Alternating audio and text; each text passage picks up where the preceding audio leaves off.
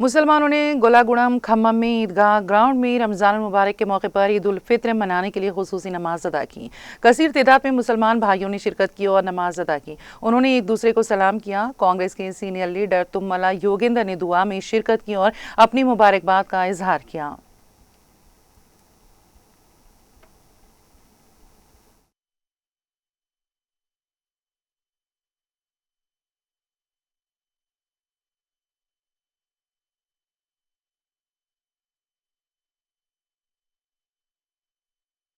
చేసినటువంటి దీక్షల వల్ల శాంతి అందరికీ మంచి జరగాలన్న వారి సంకల్పానికి సంఘీభావంగా మేము అందరం కూడా ముస్లిం సోదరులతో పాటు ఈద్ ఉల్ ఫితర్ని జరుపుకోవడానికి ఇక్కడికి వచ్చాం.